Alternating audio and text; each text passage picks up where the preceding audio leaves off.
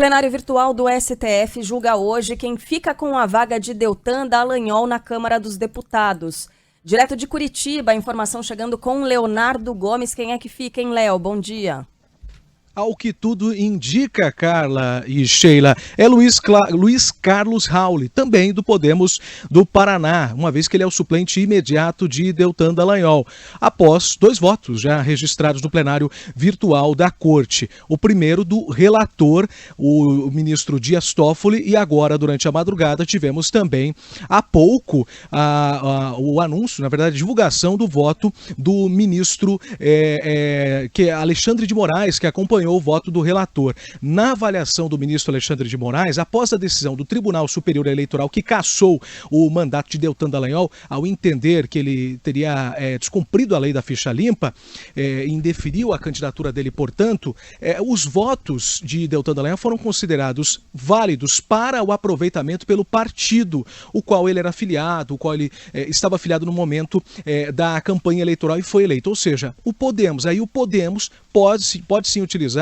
esses votos para convocar para a cadeira que ficou vaga com essa ausência, podemos dizer assim, de Deltan Dallagnol, o suplente direto, ou seja, Luiz Carlos Rauli, no entendimento aqui de Alexandre de Moraes, que acompanhou o voto do relator, ou seja, a vaga conquistada pela agremiação, pelo Podemos, deve ser preenchida pelo suplente mais votado pela mesma legenda, o Podemos. Então temos 2 votos no mesmo sentido, mas claro, restam ainda os votos dos demais ministros da Corte, que devem ser divulgados ao longo da manhã, durante a tarde e também durante a noite, uma vez que fica aberta essa votação até o último minuto do dia, ou seja, até o finalzinho desta sexta-feira é o tempo hábil para os ministros votarem. E aí a gente vai acompanhando, colocando na balança e vendo exatamente qual deve ser a decisão do Supremo Tribunal Federal. Ainda falando de Deltan Dallagnol, confirmada a cassação dele pela mesa diretora da Câmara Federal nesta semana, o Podemos convidou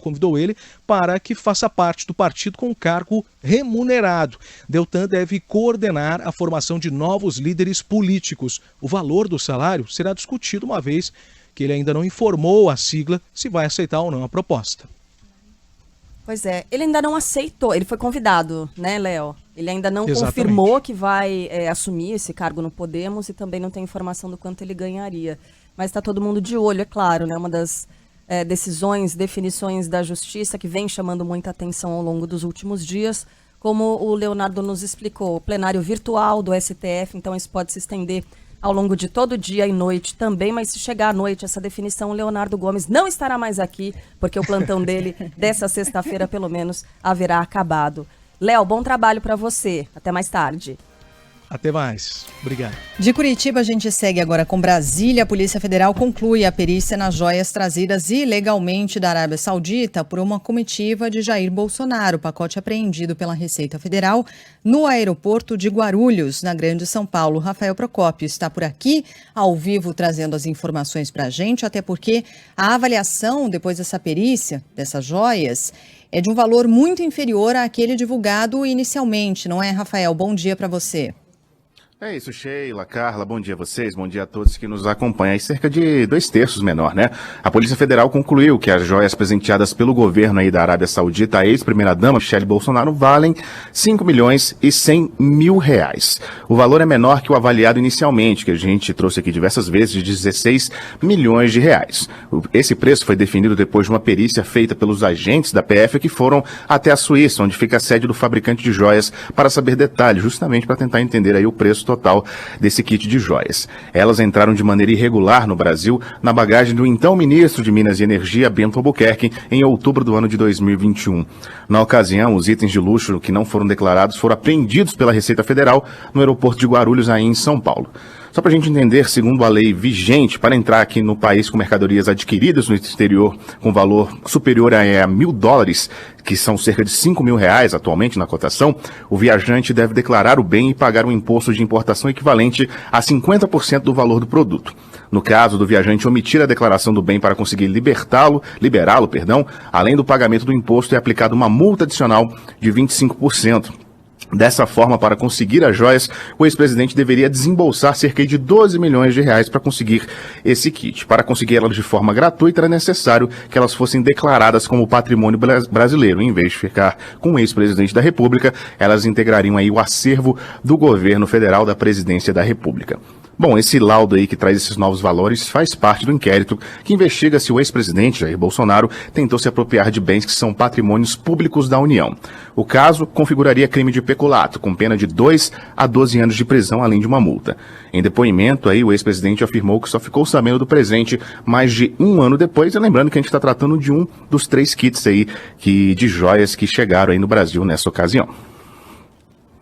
Pois é, Sheila, né? Tava falando fora do ar. Então, 5 milhões, tudo bem, né? Então, não, né? Porque fica parecendo, quando a gente fala a avaliação foi outra, né? Foi de um valor muito inferior àquele divulgado inicialmente, mas ainda assim estamos falando de 5 milhões, né? Pouco mais de 5 milhões, né? Na avaliação dessas joias.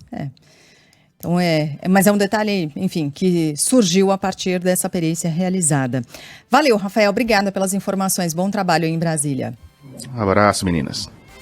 Em outra investigação, a Polícia Federal apura se o casal suspeito de operar o esquema de fraudes em kits de robótica em cidades do estado de Alagoas financiou a compra de outro imóvel para o ex-assessor do presidente da Câmara, Arthur Lira. O presidente da Câmara que não está gostando nada de ter o nome ligado a esse escândalo, né, na educação. As empresas citadas são a PJX Administração e a Executiva Tecnologia, que pertencem ao casal Pedro Magno e Juliana Salomão, flagrados fazendo saques em dinheiro de uma agência bancária em Brasília. Segundo a PF, as duas companhias transferiram pelo menos R$150 mil para a Promenade Empreendimentos, responsável pela construção de um edifício em Maceió. Outro imóvel, de Luciano Cavalcante, esse sim, muito ligado, né, ao presidente da Câmara, foi exonerado, aliás, da liderança do PP na Câmara. Ele é alvo das investigações e teria sido bancado com dinheiro desse esquema. Entre abril e outubro de 2020, a Megalic, né, que é uma outra empresa também envolvida nas fraudes, repassou R$550 mil para outra companhia que teria construído uma casa para esse ex-assessor de Arthur Lira. Os pagamentos foram feitos no mesmo período das licitações abertas para compra de kits de robótica em recursos ou com recursos do Fundo Nacional de Desenvolvimento da Educação e repassados por meio daquele orçamento, tal do orçamento secreto, né? Aquelas verbas que são destinadas para o Congresso Nacional, e aí os deputados definem para onde vão essas verbas. A gente falou bastante sobre isso, né, Sheila? Principalmente no ano passado, nos últimos anos, por causa dessa denominação que ela ganhou, que é do orçamento secreto, justamente por isso. Era muito dinheiro e continua sendo muito dinheiro que é repassado do governo federal, né, do executivo, para o legislativo, para o Congresso Nacional, e os deputados definem para onde vai sem muito critério. Isso já é muito questionável, né? E aí quando a gente percebe e acaba descobrindo esse tipo de informação, a Mônica Bergamo trouxe para a gente em primeira mão quando essa operação foi deflagrada, são escolas que sequer têm saneamento básico, muitas delas não têm o tratamento de esgoto, ligação com esgoto direito, água, e receberam kits de robótica superfaturados. É um escândalo. Então, para além, né, Sheila, da destinação desses recursos, do tal do orçamento secreto, um escândalo como esse que aparece, e um outro ponto, um tanto quanto pitoresco, é isso aparecer em meio à crise entre o governo federal, o executivo e o legislativo, em meio a esse embate, né, a disputa entre o presidente Lula, que está tentando passar medidas muito interessantes para o executivo, e encontra o Arthur Lira dizendo, olha, eu não vou mais ajudar, agora o governo tem que trabalhar com as próprias pernas e tem que trabalhar nessa articulação. Quer dizer, é um jogo é uma queda de braço, e no meio disso a gente fica sabendo, a gente descobre. Desde quando será que essas informações não são conhecidas de parte das autoridades, do serviço de inteligência, mas só foram colocadas a público agora, nesse momento em que isso é interessante? Veja, isso não exclui culpa de ninguém. Isso é um escândalo que tem que ser investigado, porque quem é prejudicado é o povo, são as crianças que estudam nessas escolas, somos nós, contribuintes, porque é o nosso dinheiro que está sendo utilizado dessa forma. provavelmente desviado, porque a gente está falando em superfaturamento também. Mas é importante observar essas coincidências políticas, né? O momento em que isso vem a público, em que né? isso acontece. A gente segue ainda acompanhando os desdobramentos da denúncia feita pelo Jornal da Band, a partir de levantamentos, apurações, reportagem especial do Lucas Josino, que está de volta com a gente, aquela denúncia que revelou uma espécie de milícia formada por guardas civis metropolitanos na região da Cracolândia. Josino também ontem acompanhou a agenda do governador de São Paulo, Tarcísio de Freitas, que comentou o assunto quando se trata da Polícia Militar, já que a Guarda Civil Metropolitana é vinculada à Prefeitura, mas ele falou sobre a PM, disse que vai cortar a cabeça de PMs, e aí usando uma expressão, né? Cortar a cabeça, ou cortar na própria carne, seria isso, né? Mas usou essa expressão, cortar a cabeça de PMs envolvidos em casos de corrupção. Josino, bom dia para você, seja bem-vindo. Tudo bem, Sheila? Bom dia para você também, para Carla, para todos os nossos ouvintes. Pois é, uma expressão dura, né? O governador foi questionado por nós sobre essa denúncia que a gente fez aqui na Rádio Band News FM, no Jornal da Band, nos veículos da Band como um todo, sobre esses casos de milícia na região central. Na semana passada, o vice-governador Felício Ramute deu uma entrevista importantíssima aqui na Band News FM, com informações que chamaram a atenção, dizendo que há sim casos de corrupção dos agentes de segurança pública no total, né? Polícia Civil, Polícia Militar e também guardas civis metropolitanos na região central da cidade de São Paulo. A gente apresentou a denúncia com base nas provas em relação aos guardas civis metropolitanos, mas o governo do estado também investiga casos de corrupção de policiais civis e também de policiais militares. E ontem o governador Tarcísio de Freitas disse isso aí mesmo, viu, Sheila? Que vai cortar o mal pela raiz, quer cortar a cabeça dos corruptos. A corrupção existe, infelizmente existe, e ela vai ser punida severamente. Porque quando a gente descobrir o corrupto, nós vamos cortar a cabeça dele. Nós não vamos admitir corrupção, né? Então o Estado está trabalhando, nós vamos apurar, investigar e punir, afastar, né? Punir na esfera administrativa com expulsão, punir na esfera penal, porque o corrupto tem que ir para a cadeia. E é assim que a gente vai trabalhar. Bom, o Ministério Público continua investigando também esses casos apresentados pela própria Prefeitura de São Paulo, que enviou um documento para o MP, para o GAECO, que é o Grupo de Atuação Especial em Combate ao Crime Organizado, que está acostumado a tratar casos do PCC e agora está tratando casos de milícia. E, inclusive, pode ser que haja um pedido de prisão nos próximos dias daquele guarda civil metropolitano, o Alisson de Assis, que é apontado como líder do esquema de milícia e corrupção na região central de São Paulo, pelo menos envolvendo os GCMs. E agora o governo também de olho em policiais militares e policiais civis. Sheila e Carla. Obrigada, Josino, bom trabalho. O Josino puxou o fio de uma meada aí. É a tal da história que você puxa uma pena, vem uma galinha inteira, né? Porque o Lucas, ele trouxe essa denúncia com muitos elementos. Ela veio muito embasada, veio inclusive com gravações, né, desse guarda civil metropolitano achacando as pessoas, achacando os comerciantes e se passando por bonzinho ali. E aí, quando a gente exibiu essas informações, a reportagem, nas primeiras vezes por aqui, Sheila, algumas pessoas diziam o seguinte: mas isso aí é conhecido já. Isso aí acontece demais. É no centro, em outras regiões. Tá bom. Que elementos as pessoas têm para dizer que isso de fato acontece? O Lucas Josino trouxe. E aí, a partir daí, é possível sim que outras pessoas se encorajem, né, para também fazer denúncias e para que outros esquemas criminosos como esse sejam descobertos. Não só na região central, mas sobretudo na região central que está com a chaga aberta. Né, uma região que está agonizando na cidade de São Paulo, na maior cidade do país, a mais movimentada, onde mais dinheiro circula. Isso é muito triste. A gente espera que, né, que isso possa ser punido. Se acontecer, que possa ser punido. Por exemplo, no Rio de Janeiro, são muitos os casos de milícia, né, infelizmente. E há uma denúncia gravíssima agora de milicianos que teriam assassinado usuários de drogas para culpar traficantes e deixando os corpos espalhados pela cidade, uma situação terrível. A Mariana Albuquerque vai trazer mais detalhes para a gente. Bom dia, Mariana.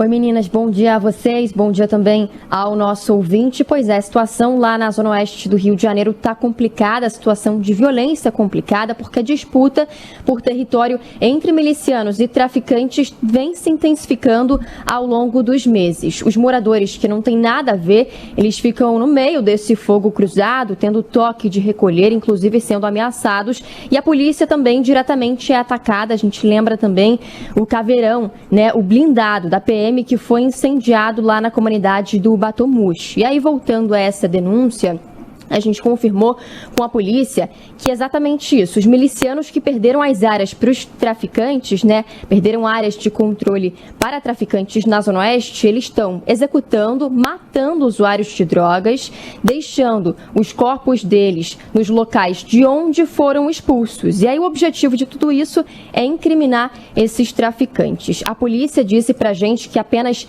nessa semana 4 corpos foram encontrados, 4 pessoas mortas, 3 na Gardenia Azul e uma no Recreio. E para a gente tentar entender melhor essa situação de disputa entre tráfico e milícia, a gente conversou com o professor Daniel Irata, ele que é pesquisador e coordenador de um grupo de estudos da Universidade Federal Fluminense, e disse para a gente que essas disputas de território são diversas e podem incluir, inclusive, grupos diferentes, mas também membros de um mesmo grupo. O cenário que nós observamos na zona oeste do Rio de Janeiro é de uma intensificação dos conflitos armados. Desde o final do ano passado e em uma grande escalada ao longo desses primeiros 6 meses de 2023, conflitos entre grupos milicianos e facções do tráfico de drogas. É preocupante a dinâmica que vem se estabelecendo entre grupos armados de diferentes formas e as forças policiais. O caso do Caveirão, que foi incendiado, é muito emblemático de como esses conflitos estão acontecendo.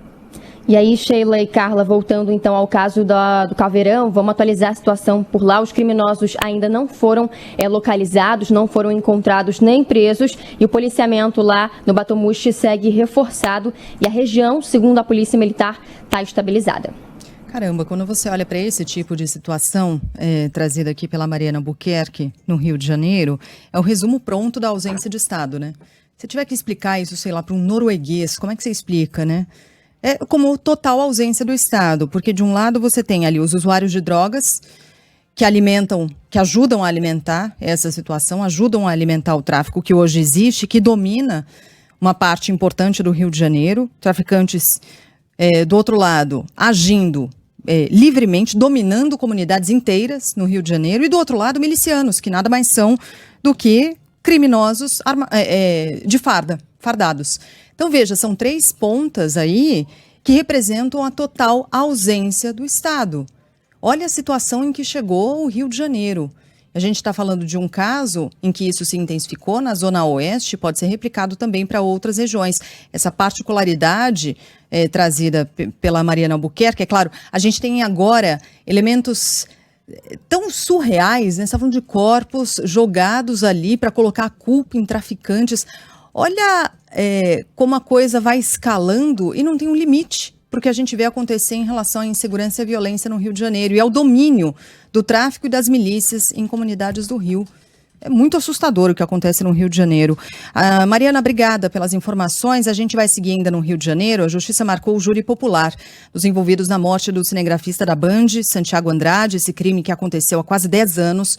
Durante a cobertura de protestos contra o aumento das passagens de ônibus, a Amanda Oliveira vai contar os detalhes. Quase 10 anos após a morte do repórter cinematográfico da TV Band, Santiago Andrade, a Justiça do Rio marca para o dia 12 de dezembro o julgamento de Fábio Raposo e Caio Silva de Souza. Os dois vão a júri popular. Santiago tinha 49 anos quando foi atingido na cabeça por um rojão durante a cobertura de uma manifestação no centro do Rio. Em 2016, foi determinado que os dois homens fossem a júri popular. Até 2019, no entanto, não houve novas determinações no processo. Quando a família achou que teria uma resposta, a defesa dos acusados alegou falta de provas e a marcação do julgamento foi interrompida novamente. A filha de Santiago, Vanessa Andrade, ressalta que a definição da da data ocorre somente 7 anos depois da decisão de júri popular. Eles acabaram usando a própria artimanha da justiça para poder atrasar isso. Até que agora a juíza Tula, que é a responsável pelo júri aqui no Rio de Janeiro, determinou que fosse remarcado para 12 de dezembro, mesmo que não tenham vindo, né, os autos, as provas que eles colocaram como adicionais. É um negócio incompreensível no Brasil. A demora não é para que haja o julgamento, é para marcar um julgamento. 10 anos de sofrimento, de aguardo dessa família para que esses criminosos sejam punidos. E ainda assim, ontem o Eduardo Oineg no Jornal da Band falava sobre isso. Ainda assim, quando houver esse julgamento, quando acontecer e havendo condenação, ainda cabem os recursos todos em instâncias distintas. Então, quanto tempo mais essa família enlutada e esperando por justiça vai esperar para ver acontecer essa justiça? É um negócio inacreditável que acontece no Brasil, da lentidão para que esse tipo de processo aconteça. A lentidão para marcação de julgamento, para realização do julgamento e ainda mais, estendendo o sofrimento dessa família que não vê justiça por mais sabe-se lá quanto tempo, exatamente em função dos recursos possíveis em relação a uma possível condenação. E há aqueles outros casos, né, Sheila, em que a justiça é muito branda e vira e mexe a gente repete aqui situação de crime no trânsito, que não é acidente, né? São crimes de trânsito que são cometidos por pessoas que não têm a menor responsabilidade. No Mato Grosso do Sul, um médico condenado pela morte de uma jovem em um acidente de trânsito volta a ser preso por dirigir embriagado. Veja só. Conta aí, Segismar Júnior. Após ser condenado pelo envolvimento em um acidente de trânsito que deixou uma vítima fatal em Campo Grande no ano de 2017, o médico João Pedro da Silva Miranda foi preso após provocar um outro acidente automobilístico nesta quinta-feira na capital sul-mato-grossense. No momento da abordagem policial, ele estava com sinais de embriaguez após colidir brutalmente contra um veículo que estava sendo conduzido por uma mulher de 28 anos. A motorista sofreu lesões no quadril e foi socorrida pelo SAMU. O estado de saúde da moça é estável. O médico foi condenado no ano de 2021 por homicídio culposo, por dirigir em alta velocidade e provocar um acidente que ocasionou a morte de Carolina Albuquerque Machado em 2017. O filho da advogada, que também estava no carro, tinha 3 anos na época e ficou gravemente ferido. João Pedro da Silva Miranda fugiu do local e se apresentou à polícia 3 dias após o ocorrido. Apesar da condenação, o médico não chegou a ser detido. Ele seguiu recorrendo na justiça, mas dessa vez foi preso por causa do flagrante. Na Grande Belo Horizonte, uma história terrível. Uma menina usa um diário mágico para revelar que era abusada pelo pai. Tayane Ribeiro vai contar pra gente os detalhes dessa história. Bom dia, Tayane. Bom dia, Sheila, Carla, a todos os ouvintes. O relato em um diário mágico permitiu que uma menina de 9 anos denunciasse que era abusada pelo pai na cidade de Vespasiano, na Grande BH. Segundo a Polícia Civil, a menina ganhou o caderno como presente de aniversário há poucos dias. Ela relatou os abusos no caderno e contou para a mãe que tinha escrito um segredo, algo que ninguém poderia saber. O caderno é chamado de mágico porque para ler o que está escrito é preciso apontar uma luz. O homem chegou a negar o crime, mas em seguida confessou, alegando fazer uso de drogas. Ele foi preso e está à disposição da justiça. Nossa, é muito chocante, né? A gente está exibindo imagens aqui para quem está acompanhando pelo YouTube. Um daqueles cadernos novos, né? É uma espécie de livro em que é possível escrever ali em uma das páginas e é um tipo de caneta especial, é usada em que não aparece a tinta, né? Só quando você coloca uma luz diferente, imagino que seja, né, luz negra, algo assim, e aí você consegue identificar o que está escrito ali. E aí ela disse, né, nas palavras de uma criança, é muito chocante, meu pai transou comigo, alguma coisa assim. Ela falou para a mãe foi, viu, e aí o pai confirmou essa história. Tayane, obrigada pelas informações, viu? Bom dia para você. Difícil, né, Sheila? Uma manhã pesado, de emenda, né? De feriado, pesada, ainda assim, muitos assuntos policiais. A gente segue com mais um deles, mas prometo que daqui a pouco a coisa fica mais leve, tá? Isso. Santa Catarina, uma jovem presa com drogas na Indonésia se livra da pena de morte. O Juan Romero vai trazer pra gente todos os detalhes. A defesa da brasileira presa por tráfico de drogas no aeroporto de Bali, na Indonésia, considera a condenação a 11 anos de prisão e pagamento de multa de 1 bilhão de rúpias uma vitória. Manuela Vitória de Araújo Farias, paraense de 19 anos, saiu de Florianópolis para Bali com 3 quilos de cocaína dentro da bagagem. Ela alegou que teria sido usada como mula do tráfico, já que recebeu a promessa de férias e aula de surf no país asiático. O Ministério Público da Indonésia já tinha solicitado que a justiça apenas condenasse a jovem sem considerá-la como narcotraficante internacional para que não fosse sentenciada à prisão perpétua ou pena de morte. Que é o que, em geral, acontece nesses casos na Indonésia, né? Levando em consideração a legislação daquele país. Então, a própria defesa dessa jovem disse que a pena saiu até muito mais branda do que se imaginava, exatamente por causa desse tipo de punição. Ela acabou se livrando de uma punição que é a pena de morte. Vamos em frente aqui com mais destaques do dia. 3 dos principais bancos brasileiros confirmam que vão aderir ao programa Desenrola, Bate, Joga de Ladinho a Dívida. Lançado na segunda-feira pelo Ministério da Fazenda, o objetivo é renegociar dívidas de até R$5 mil contraídas por quem ganha até 2 salários mínimos. Juros serão de até 1,99% ao mês. Pagamento poderá ser feito à vista ou em até 60 meses, por Pix, débito em conta ou boleto bancário. O programa começa a valer em julho e o Banco do Brasil, o Bradesco e o Itaú confirmaram já a participação no programa. Outras instituições financeiras, como a Caixa Econômica Federal, disseram que vão esperar a regulamentação da medida pelo governo. Aí tem essa manchete aqui, gente. Não aguento mais não encontrar essas pessoas. Quem são? Onde vivem? De que se alimentam? Mais de 30 milhões de brasileiros ainda têm valores esquecidos nos bancos. Quanto tempo faz, né, que a gente traz essa manchete aí dos valores esquecidos? Mais de 7 bilhões de reais que ainda podem ser resgatados. Larissa Campos. Mais de 7 bilhões de reais de recursos esquecidos em bancos ainda não foram sacados pelos brasileiros. É o que aponta o balanço do SBR, Sistema de Valores a Receber, divulgado pelo Banco Central nesta quarta-feira. Segundo o balanço dos pouco mais de 11 bilhões de reais colocados à disposição pelos bancos, apenas 3,93 bilhões foram devolvidos. Vale lembrar que a maior parte de pessoas e empresas que não sacaram um valor tem direito a pequenas quantias. Apenas 1,78% poderá receber mais de R$1.000. Uma notícia dessa eu não recebo, né? Não, uma ligação dessa a gente não recebe. Ontem a gente estava lendo aqui reportagem feita pelo G1 sobre o programa de nota fiscal paulista que existe em São Paulo. Não sei se outros estados também têm algo parecido de devolução de valores pagos em não impostos, são todos, né? Mas tem. Em outros estados tem programas parecidos, mas que você recebe, né? Você, ao registrar o seu CPF em toda e qualquer compra e tal, depois de um período, você recebe de volta uma parte dos valores pagos ali em impostos e tal, e também há prêmios envolvidos. E aí ontem essa reportagem mostrava o seguinte, que tem pessoas que foram premiadas, não conferiram e desconfiam quando o pessoal do sistema responsável na Secretaria da Fazenda de São Paulo liga para falar, você tem R$100 mil para receber. O pessoal desliga. Óbvio, acho que é golpe. Né? Claro. E aí tá difícil de convencer as pessoas de que sim, elas ganharam esse valor, que elas têm esse valor a receber, mas o pessoal não acredita. Esse tem sido um problema, um obstáculo para conseguir pagar, dar o dinheiro para essas pessoas. Mas é curioso, né? Se alguém te liga e fala assim, olha, você tem R$100 mil aqui para...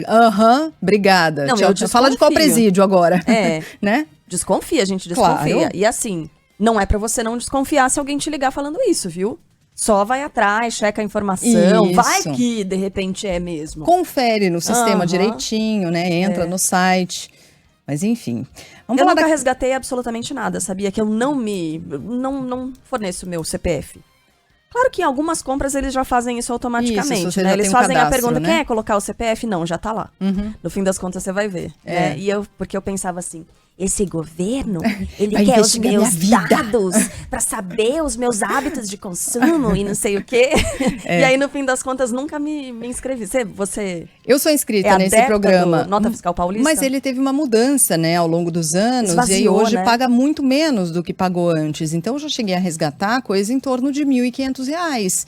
Teve gente resgatou mais do que isso. Era bom para bater, por exemplo, no IPVA. Eu sempre usei para isso. né, que é uma das possibilidades desse programa em São Paulo. Não sei se nos demais também, mas uma das possibilidades era isso, usar para abater no valor do IPVA. Mas nas últimas vezes eu parei de conferir, porque dava R$17, R$1. Ainda é bastante coisa, porque olha, o Gil de Cotia, ele tá dizendo, olha, teve uma vez que eu recebi R$75, mas agora, geralmente, entre 3 e 5. É, quase nada. Entre 3 e 5 reais. E o Vitinho, nosso colega, nosso companheiro aqui, tá fazendo joinha Rico com a não mão tá, porque também. tá aqui no meio do plantão, né? Recebendo Chegou grande 5 horas coisa. da manhã. Não recebeu muita coisa, não. Pelo jeito, não. Eu recebi R$9. Diz aqui a Maria Rangel. Tá vendo? Que mandou É nada. mensagem pra gente. É nada, é muito pouco. E aí o que acontece, a gente para de entrar no site para conferir, porque antes, né, era interessante, lá deixa eu ver quanto eu tenho e tal, e de repente a gente foi premiado, porque tem uns sorteios de vez em quando. Aí, ó. Vai que tem uns 100 mil reais aí pingando na área e você não sabe, né? Pra fazer o quê? Investir em passagens aéreas. Queda nos preços das passagens aéreas faz muita gente voltar a planejar viagens, inclusive para o exterior, tá? Dados da inflação oficial, divulgada pelo IBGE nessa semana, apontam que o custo dos bilhetes caiu, em média, 17% entre abril e maio. Desde o começo do ano, a redução é de mais de 20%. Resultado é consequência direta dos cortes no preço do querosene da aviação, que ficou 25% mais barato nesse ano de 2023. Segundo dados da Associação Brasileira das Empresas Aéreas, a ABAR, o combustível responde por quase metade dos custos das companhias aéreas. Com o valor mais acessível, o administrador Helder Roque conseguiu confirmar a viagem de férias da família. Foi muito tempo buscando ofertas de passagens. Estava sondando há mais ou menos uns 3 meses as passagens. E as passagens estavam muito caras. Então, realmente teve uma queda de preço muito significativa. Dona de uma agência de turismo, a Débora Maciel, revela que a queda nos preços se acentuou de abril para cá, principalmente.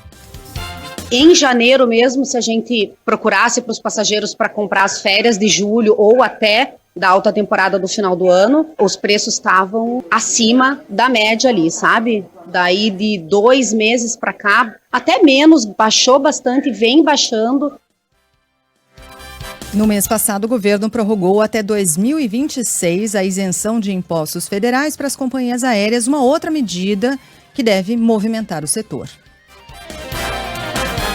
Passando o feriado prolongado na Bahia, Lula deve retornar a Brasília apenas no domingo. Fala, Léo Souza. O presidente Luiz Inácio Lula da Silva não tem compromissos oficiais até o domingo. Hospedado na base naval de Aratu, em Salvador, o chefe do Planalto tem optado por uma passagem discreta na capital baiana, sem registros nas redes sociais dele ou da primeira-dama Janja Silva. O petista desembarcou na cidade na quarta-feira para aproveitar o feriadão de Corpus Christi. Lula já esteve no local em outros feriados para descansar. Este ano, ele passou o carnaval na base naval, que tem acesso à praia privativa em Inema. Chega a 30 o número de casos de gripe aviária em animais silvestres no Brasil. Leandro Nossa.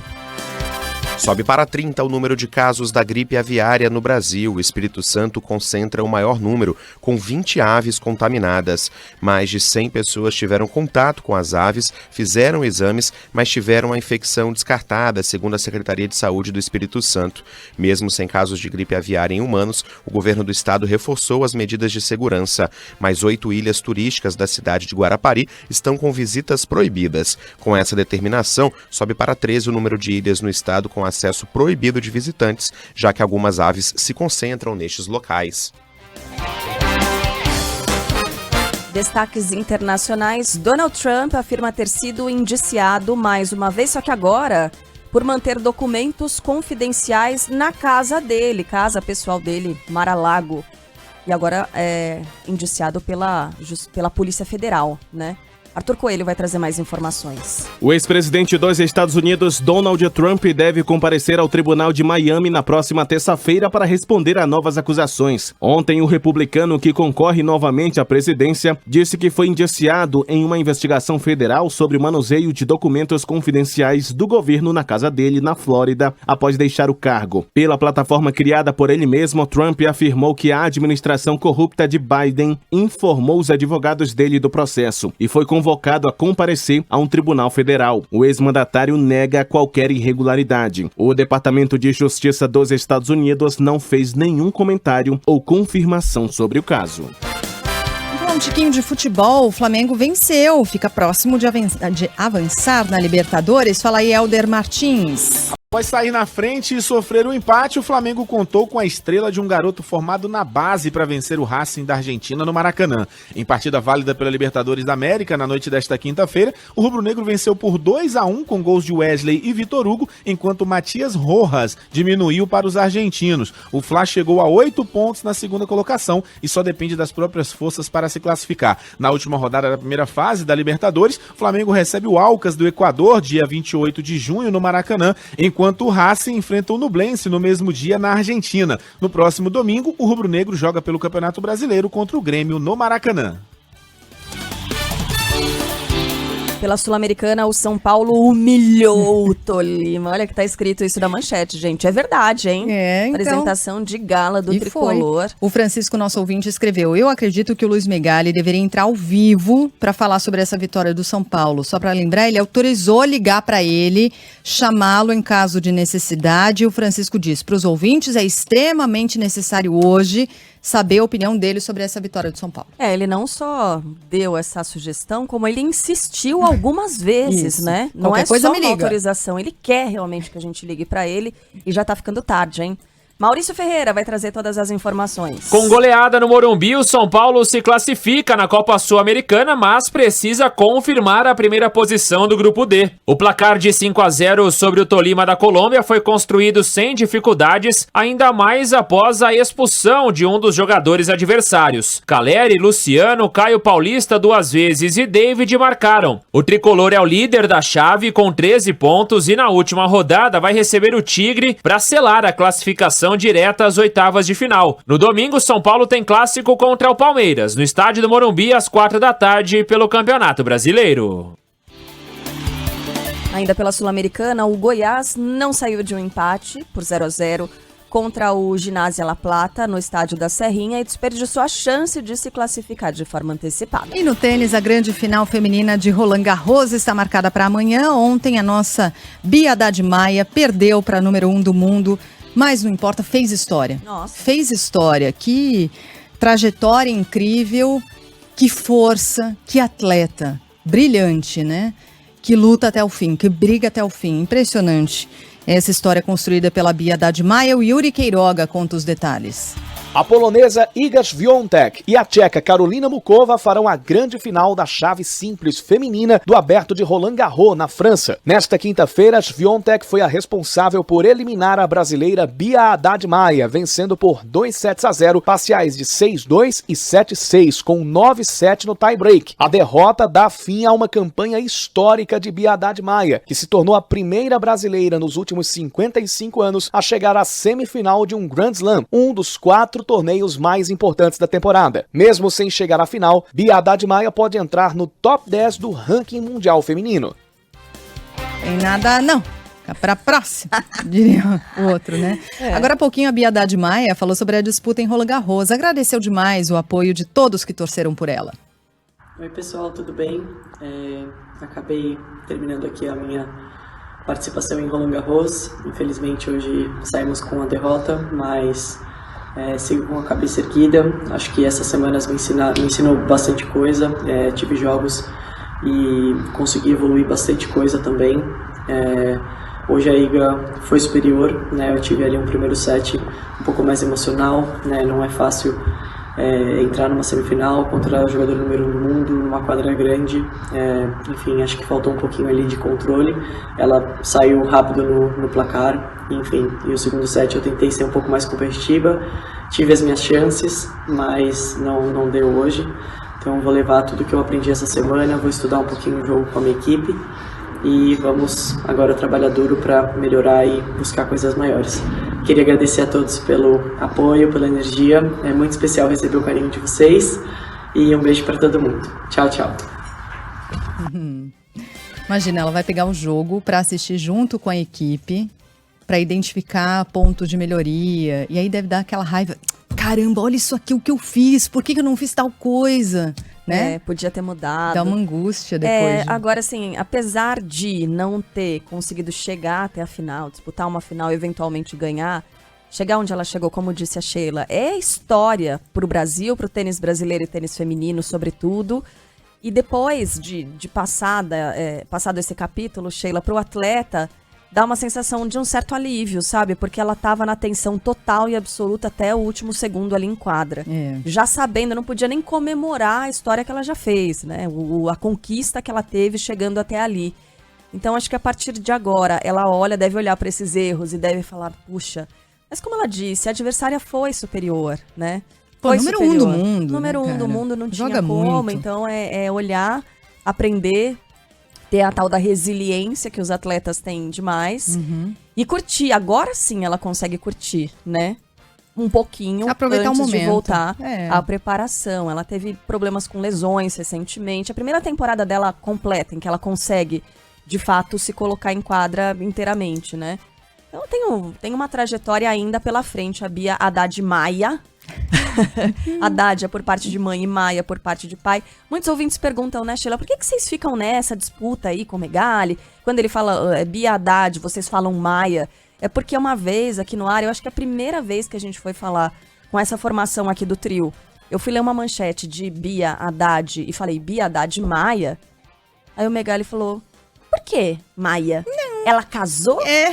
Você lembra disso? Desdenhou ainda de mim. Eu falei, não, porque é o nome dela. Não, ela é Bia Haddad. Eu, não, é Bia Haddad Maia. Não, é Bia Haddad. Bia Haddad Maia. E pronto, pra sempre ficou. E aí ficou assim. E aí, o Megali, ele foi atrás e fez questão de ligar pra pessoas Ele ligou pro Sareta, ele ligou pro André Coutinho, que assim, foi editor de esportes do jornal Agora São Paulo por muito tempo. É o nosso comentarista aqui de futebol. Teimando comigo que não tinha esse Maia.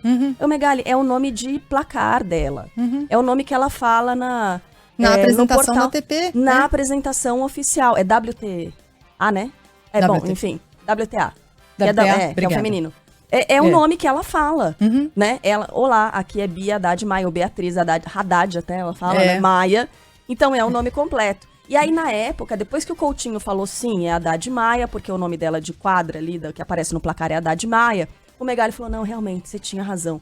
Dou a minha mão, lembra disso? Que ele fez até, dou aqui a minha mão, a palmatória e tal. Aí a gente brincou e agora ele voltou. Ele voltou. Então tá, nem de fazer inimigos. Nem vou insistir mais com ele sobre essa história. Isso, ela usa o Maia no Instagram, e aí, isso mesmo, só que eu lembro Pablo. que o argumento, quando eu usei esse argumento pra ele, o Instagram dela é Bia Haddad Maia. Ele falou, mas o Neymar é Neymar Júnior. No Instagram. Eu falei, Megali, então tá bom. Isso. Bom, já que a gente tá nessas amenidades, né?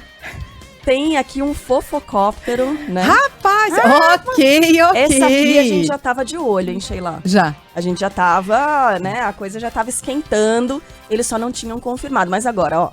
Não que eles tenham confirmado diretamente. Mas a cantora Shakira e o piloto de Fórmula 1, Lewis Hamilton, estão namorando, informação da People, que é a maior revista de fofoca dos Estados Unidos. Segundo fontes, os dois estão se conhecendo e mantendo as coisas divertidas e sedutoras. É assim que tá escrito mesmo, É assim que tá escrito. Nossa, que texto bom, hein? Vamos colocar uma coisa de Dia dos Namorados, né? Talvez por isso eles tenham se aproximado um pouco mais nessa semana. Engataram Se bem uma que é Dia quarta. dos Namorados no Brasil, né? No resto do planeta. Faz de conta. Faz de conta, tá. No fim de semana passado, aliás, Shakira esteve no Grande Prêmio da Espanha e logo depois teria saído para jantar com Lewis Hamilton.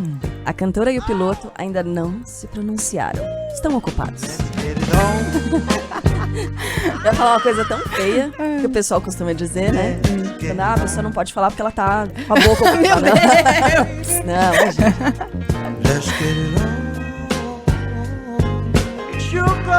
Não, o Lucas Belotti entrou aqui no estúdio, Sheila, pra dizer que tem mais música pra gente. Tem a ver com humor também, né?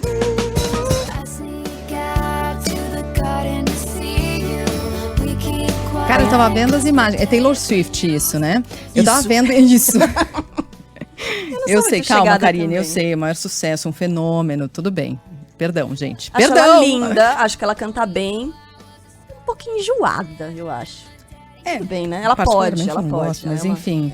Mas é impressionante, a gente tá exibindo algumas dessas imagens na nossa live, da galera já fazendo filas e mais filas no Rio de Janeiro para comprar ingressos dos shows da cantora Taylor Swift. Luana Bernardes, galera em peso já ali, acampada para compra dos ingressos, né? Bom dia.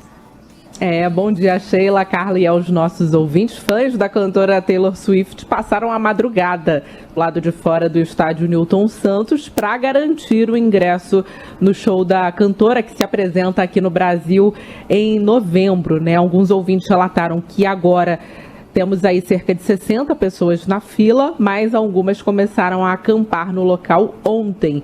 A pré-venda de hoje começa às 10 horas da manhã, apenas para clientes da C6 Bank. A venda geral para o público começa na segunda-feira. E aí os valores, quanto as pessoas vão desembolsar aí para acompanhar a Taylor Swift? Os valores variam de R$ 190 a R$ 2.250. A fila virtual, inclusive para a compra dos ingressos do show da Taylor Swift, na terça-feira chegou a 200 mil pessoas por volta das 11 horas da manhã de terça. Na capital fluminense, o show vai acontecer no Engenhão. A artista se apresenta aqui no Rio no dia 18 de novembro e em São Paulo nos dias 25 e 26 de novembro. Aí, Sheila, para você, para quem gosta, é um prato cheio. Obrigada, Luana. Bom trabalho. Valeu.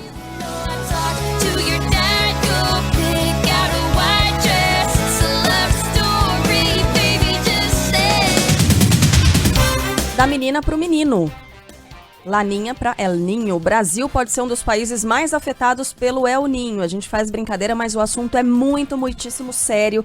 Eduardo Oliveira vai trazer os detalhes. O inverno começa no dia 21 de junho e com a proximidade da estação chega também o fenômeno El Ninho. O frio não deve ser tão rigoroso, mas as chuvas devem marcar o inverno de 2023 com índices elevados. Com as fortes chuvas, também podem ser mais comuns os temporais e inundações em várias regiões do estado gaúcho, características típicas do El Ninho que vai exigir atenção tanto no campo quanto na cidade.